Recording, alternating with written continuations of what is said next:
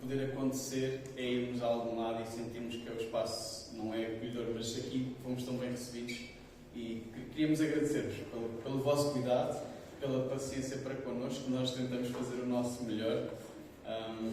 Eles prepararam-se muito bem. Ontem tiveram a ensaiar ao longo destas 3 semanas. Hoje iam ensaiar mais. Eu também tentei preparar-me o melhor que pude e tentar perceber o que é que Deus queria partilhar com vocês e comigo também, não é? Então, quem quiser abrir, nós vamos fazer um pequeno, não é um estudo, mas vamos apanhar Marcos 4, de 26 a 34, mais ou menos, ok? E vamos falar um bocadinho de uma coisa. Eu gosto de temas, então eu dei um pequeno tema, que é um grão e uma oração, ok? E vamos debruçar-nos um bocadinho sobre isso esta manhã. Então, Marcos 4, 26. Nós, eventualmente, se Deus quiser, devemos chegar ao 34. O João está-se a rir porque o João sabe que eu falo pouco. Não, mas já vai ser curto, eu prometo. Eu não vos vou amassar. Então, uma das coisas curiosas é que Jesus falava por parábolas. E eu acho que uma boa maneira das pessoas se prepararem para o casamento dos homens é tentar perceber o que é que Jesus falava por parábolas. Por exemplo, a minha mulher, ela fala por parábolas para mim. Ela própria é uma parábola. Então eu tenho que pedir a Jesus, por favor, ajuda-me a perceber a Sara esta manhã, porque senão ela vai dizer, tu nunca me entendes. Não, estou a brincar, amor.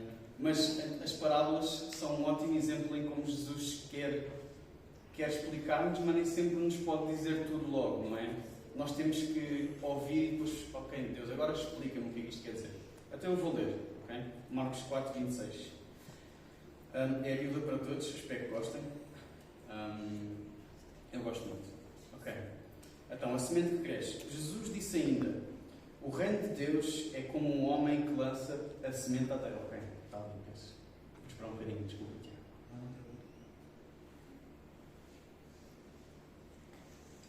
Pá, top, obrigado. Isto assim é outra qualidade. Eu não estou, de facto, habituado a nada disto. Por esta altura nós estávamos a dizer aos adolescentes, façam só mais um bocadinho de silêncio. E assim já podem falar, já vamos falar sobre isto. Jesus disse ainda, o reino de Deus é como um homem que lança a semente à terra. Quer o semeador esteja acordado ou a dormir, ela nasce e cresce. Noite e dia, sem ele saber como é que isto se passa. É que a própria terra é que dá o fruto. Aparece primeiro a planta, depois a espiga e mais tarde o grão. E quando a espiga amadurece, começam a ceifar por chegou o tempo da colheita. Okay? Vamos fazer aqui uma breve pausa. Eu vou contar-vos uma pequena história. E não vou contar tudo de uma só vez, né? Mas há uns vários anos atrás, eu sou jovem, eu tenho 29 anos, okay? Eu sou jovem, né? Os adolescentes já dizem que eu sou 4, mas pronto, não há nada a fazer. Quando chegar aos 30, já não dá mais. Então, há uns anos atrás, eu ia num carro com um amigo meu, o Serafim. Eu não tenho uma foto para vos mostrar, mas quem conhece o Serafim sabe que ele é uma personagem. Okay? Ele é uma pessoa muito engraçada, toda a gente se senta à vontade ao pé dele. Íamos, eu, ele e a Daniela, a caminho de uma conferência que se chamava o Summit. Okay? 3 pequenas coisas que vocês precisam saber sobre esta história. O Serafim tinha a carta há menos de um mês. A Daniela não conduz desde que subiu um passeio. E eu não tinha a carta. E é tudo o que vocês precisam de saber. Okay?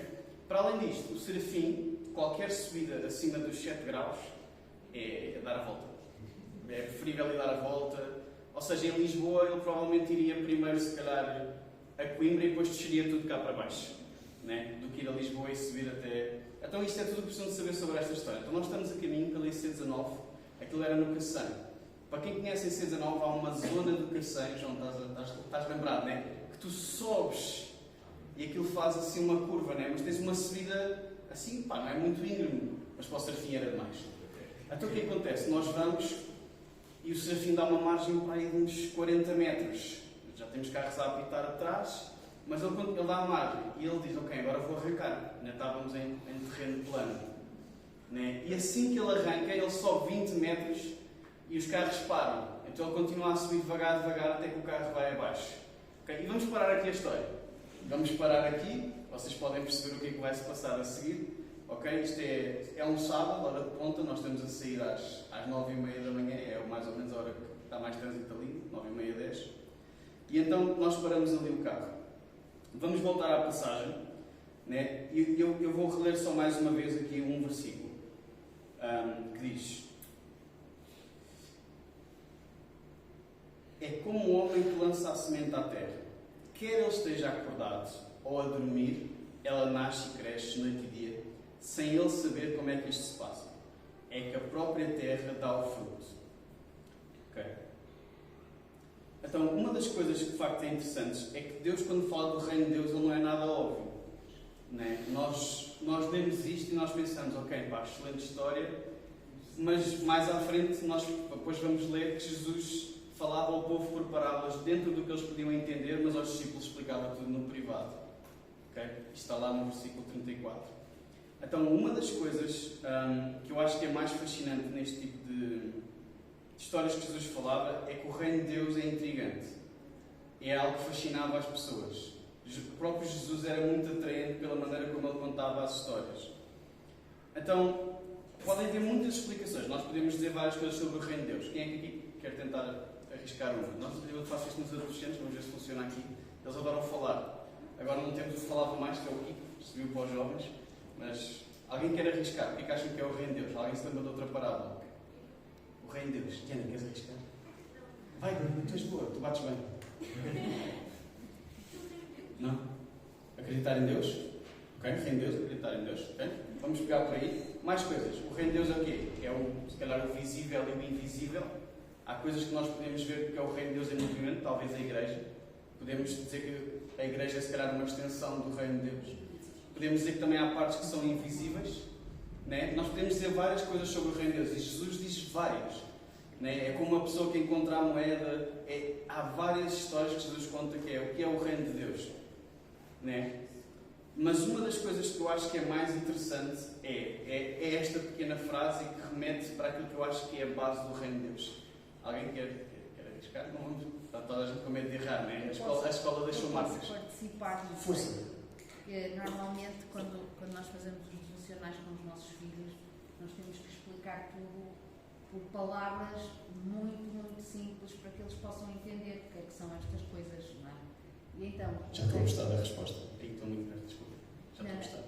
Então, o reino de Deus é quando nós permitimos que Deus reine na nossa vida e o que é que vai fazer ao nosso redor?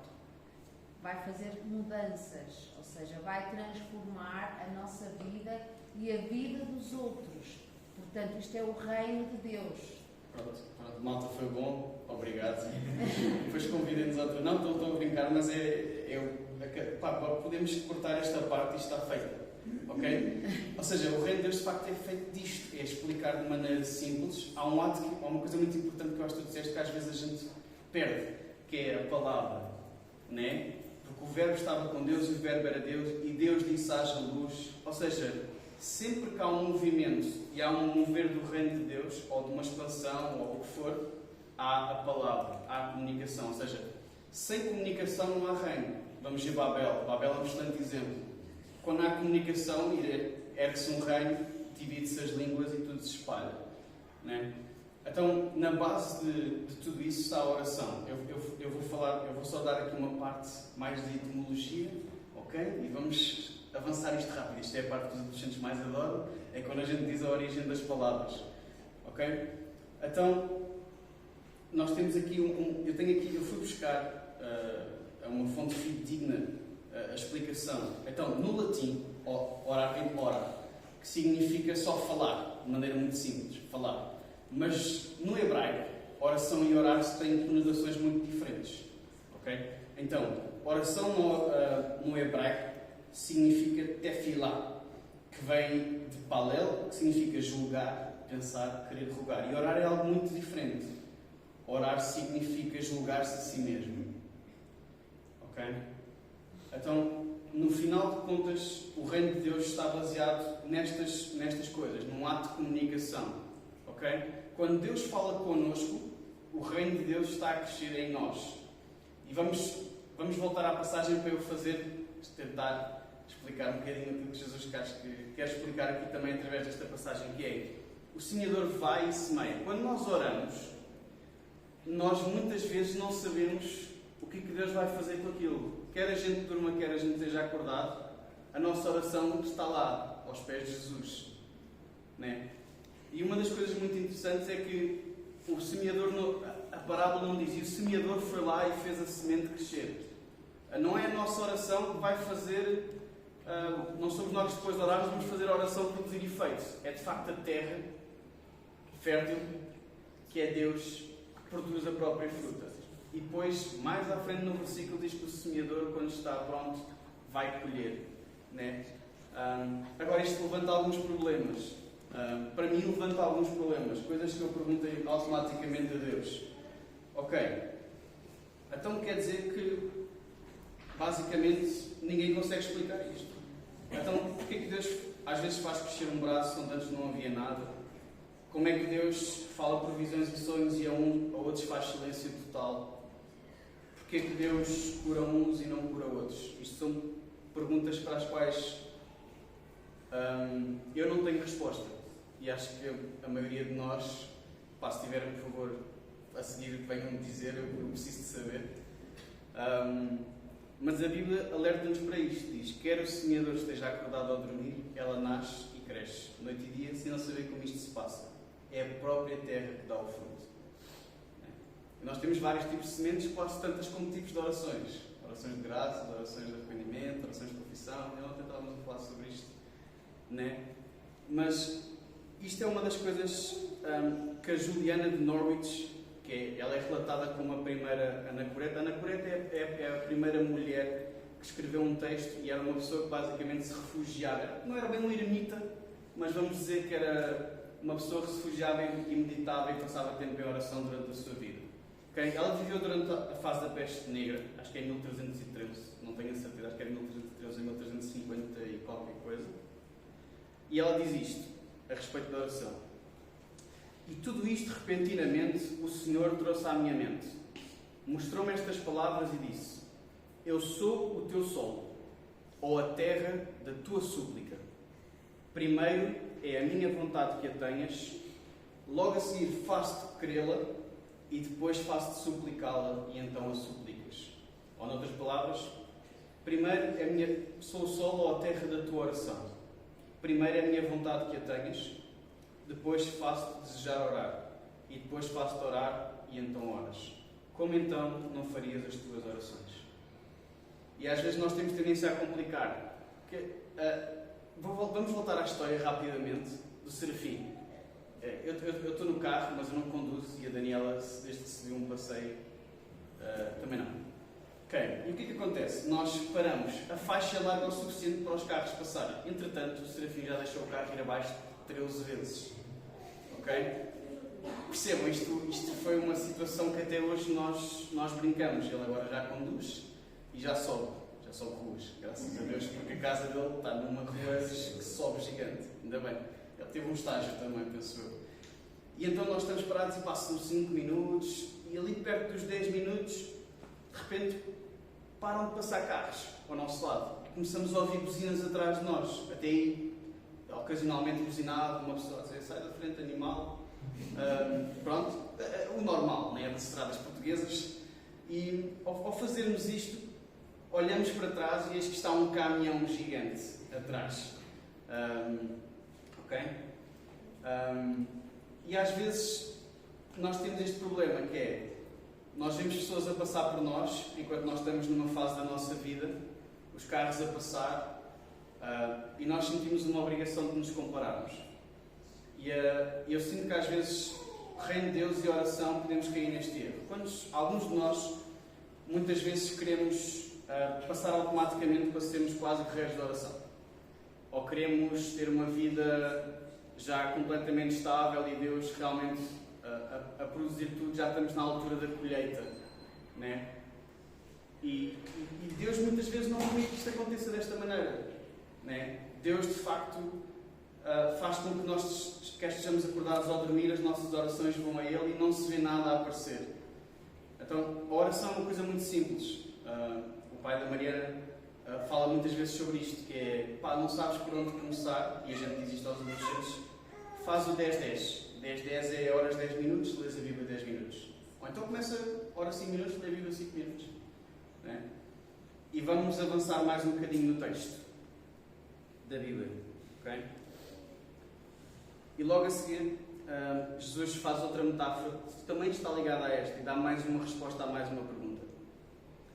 Ele também dizia: aqui é semelhante o reino de Deus ou com o que é que podemos compará-lo? É semelhante a um grão de mostarda, que é a mais pequena de todas as sementes. A oração é um bocadinho isto.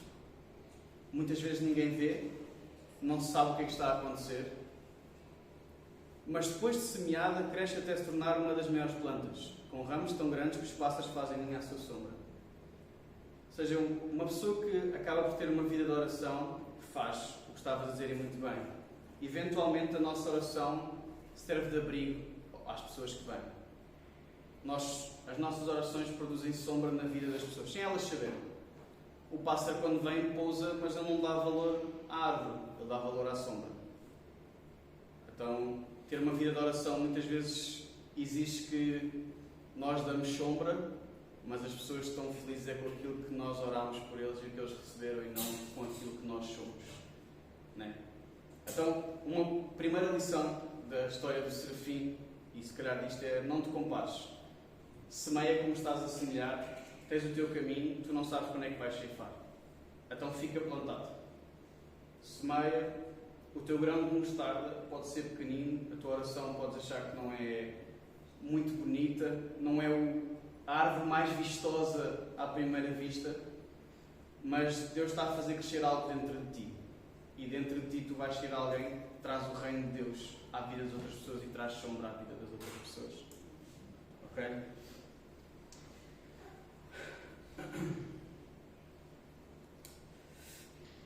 Desculpem, perdi-me.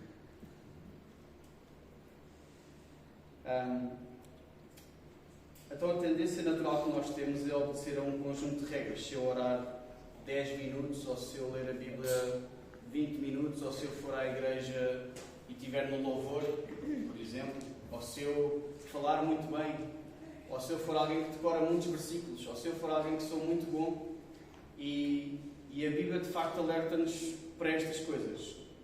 Eu vou só ler dois versículos. Colossenses 2, 21 a 23 diz: essas coisas que desaparecem com o uso e não passam de preceitos e doutrinas dos homens. Essas coisas têm aparência de sabedoria porque se apresentam com um certo aspecto religioso, humildade e tratamento austero do corpo. Mas isso não tem valor algum para refriar os impulsos da carne. Então nós vimos à igreja, ou vivemos as nossas vidas, mas na verdade, na base de tudo isto, na base do reino de Deus, está apenas uma coisa: relacionamento, oração, comunicação. Então se tu não sabes bem por onde começar, achas que ir para o louvor vai te trazer para mais próximo de Deus, e eu acredito que as pessoas que estão aqui e servem no louvor claramente percebem que não te traz. Ir para o louvor não te traz para mais perto de Deus, vir falar não te traz para mais perto de Deus. Na base de tudo isto está a oração. Porque tu, quando orares, entra no teu quarto e o Pai que vem em segredo te recompensará. A um coração humilde e contrito não rejeitarás. Então, duas coisas, né? Não tenhas pressa. O grão de mostarda começa pequeno, mas é a maior árvore. E não te compares. Tu tens o teu trajeto. Jesus depois explicava pessoalmente aos discípulos. Jesus tem coisas para te explicar a ti pessoalmente que os outros não vão entender. Voltamos à história. Entretanto, o Serafim começa a deixar o carro descair para o pé do caminhão. Okay? E chegou um ponto em que a Daniela está a começar a comer pipocas, metaforicamente. O Serafim está a entrar em pânico. O Serafim sua bastante. Pronto, é hilariante pensar nisso. E eu estou no carro, não sei conduzir. E o que é que eu penso? Percebam, eu tinha 18 anos e não tinha a carta. E as pessoas normais pensam: ok, vamos parar o carro, pôr o triângulo e se calhar pedir a alguém para nos vir ajudar a fazer o ponto de embreagem até lá em cima. Não. Eu saio do carro e digo: vou empurrar. Okay? Eu via nos filmes, eu via na rua as pessoas a empurrar, eu esquecia-me que normalmente eram 3 e era num terreno plano. Ok? Não me julguem, eu era uma pessoa diferente na altura. E então o que acontece? Eu saio do carro e disse: não sejas maluco, vais ficar entalado. E a Daniela está calada, a Daniela estava a desfrutar toda a situação, ela era uma passageira só. E então eu vou lá atrás e eu penso para mim mesmo que ele descaia o carro, eu meto-me na vertical e empurro o caminhão para trás e o carro para a frente. Ok? Eu faço isto e assim, de certeza que o Serafim tem balanço suficiente para arrancar. Ok, percebam que já tinha passado 10 minutos, mais ou menos, já não passavam carros ao nosso lado, a fila já devia ir quase ao pé da casa do João. Pronto, e é longe, ainda são uns quilómetros. E assim que eu começo a empurrar o carro, eu não empurrei nada, o Serafim arranca, o Serafim consegue arrancar. Agora, o Serafim não ia parar. Okay? Não há qualquer hipótese de arriscar ele ficar lá. Eu posso ficar, mas ele não vai ficar. Nisto, eu começo a correr ao lado do carro, eu mergulho para o lugar do lado do Serafim, eu bato com o joelho no airbag, não rebenta, porque o meu joelho, mas por acaso ainda hoje tem algumas mazelas, pode ser Serafim, não é? Claro. E fecho a porta. Resumo, nós chegámos 10 minutos atrasados ao Summit, o Serafim já conduz, é pai, casado e feliz, a Daniela ainda não conduz, e eu, durante uns meses, chamaram-me Duke, porque claramente fui eu que empurrei aquele carro e ajudei aquele carro a subir. Agora, aquilo que eles os dois não sabiam é que enquanto estávamos no carro, eu estava a orar: Deus, por favor, ajuda-me a fazer um bocadinho de força para o carro andar. Ok? Há coisas que Deus nos diz no privado que aos outros são parábolas. Okay? Há coisas que Deus fala a ti individualmente enquanto pessoa que os outros não vão entender. Então, durante os meses em que eu fui chamado Hulk, eu sabia o que é que Deus me tinha dito para fazer. Não foi o meu ato de ir lá para trás, porque claramente eu não empurrei o carro. Ok? Mas foi o ato de eu mover. Há só mais uma passagem que Jesus fala do grão de mostarda. Alguém sabe qual é? Se tiveres fé como um grão de mostarda, dirás à montanha: mexe-te, e ela irá além. Nada vos será impossível. E a maior montanha que nós enfrentamos normalmente não são os nossos problemas. Até muitas vezes não são os nossos relacionamentos, somos nós. Nós somos a montanha. Okay? Porque Deus pode nunca mudar as tuas situações, mas Ele pode te mudar a ti. Okay? Então, eu queria só fechar com isto. Eu disse que não ia ser longo, eu prometi e vou cumprir. Os adolescentes dizem que eu não cumpro o tempo, depois não tenho tempo de ir buscar os croquetes lá abaixo, ou assim. Então, nós vemos isto, não é? Que Jesus, de facto, explica-nos que é: semeia, ok? Eu vou produzir o efeito, eu é que dou o crescimento, eu é que faço com que o semente cresça. Tu não sabes, então não tenhas medo de orar, não tenhas medo de pôr Deus à prova, não tenhas medo de estar no banco de lateral e dizer: Deus, olha, ajuda-me a empurrar o carro. Porque os outros podem não perceber, mas a tua vida nunca mais vai ser a mesma por causa disso. A minha vida nunca mais foi a mesma por causa de eu ter coragem de ir lá para trás e empurrar um carro e ele andar. O carro podia não andar, isso não ia mudar, que Deus me tinha mandado ir, mas eu tinha ido. A primeira montanha já saiu da frente, eu já saí da frente, e agora Deus olha, se quiseres mudar a situação, muda. Deus, se quiseres curar, cura. Nós não percebemos porque é que Deus às vezes responde a umas pessoas e não responde a outras, nós não percebemos isso, mas nós podemos deixar que Deus de facto trabalhe em nós, e o reino de Deus começa em ti. Okay?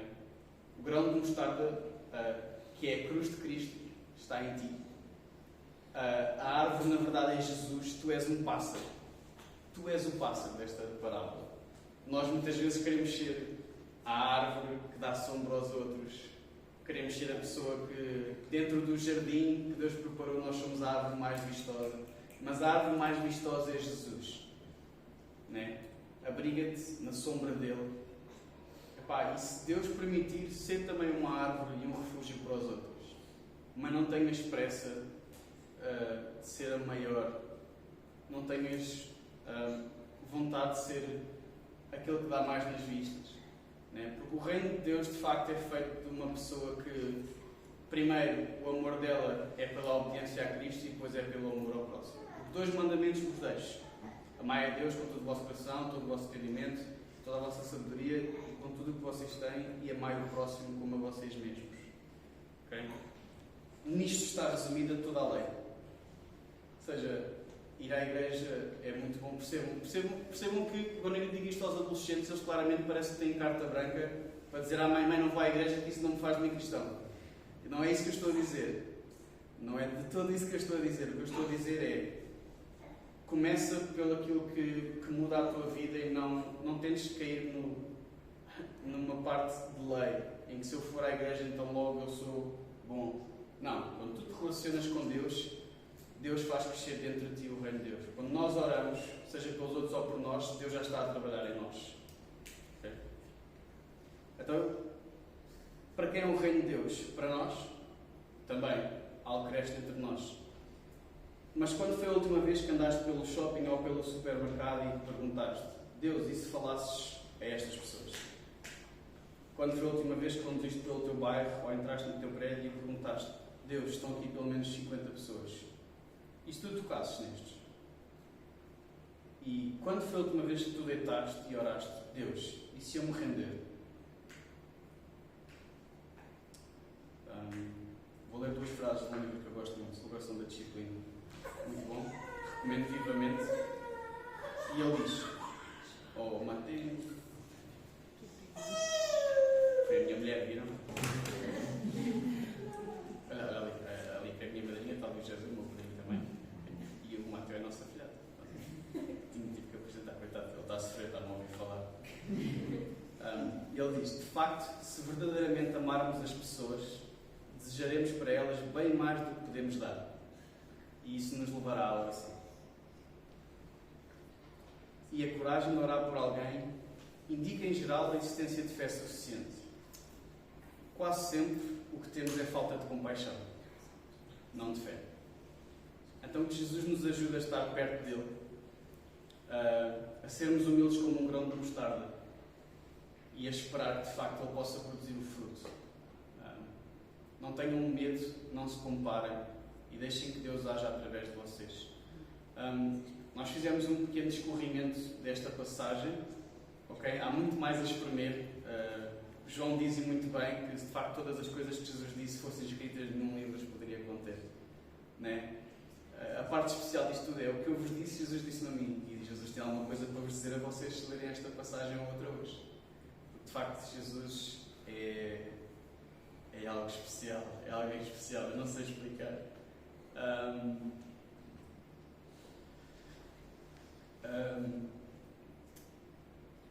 Se há coisa que eu tenho aprendido com o tempo é que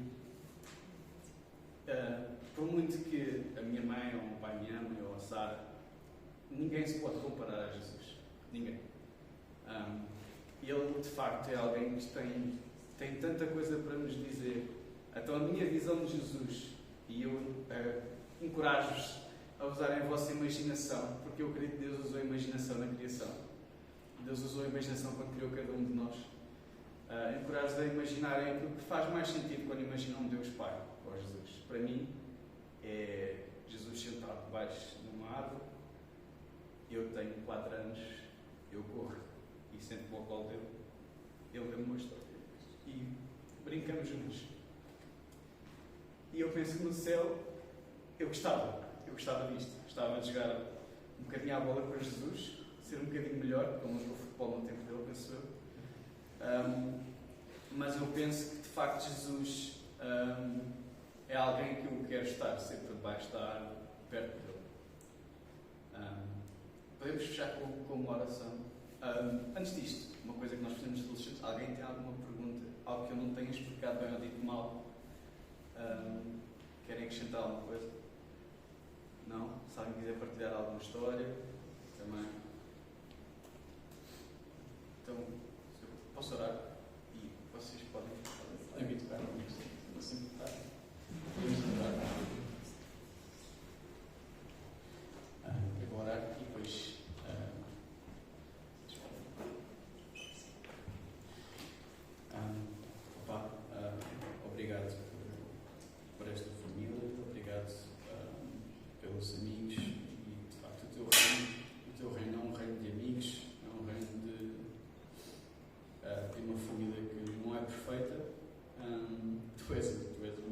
perfeito, mas tu nos ajudas a amar-nos uns aos outros.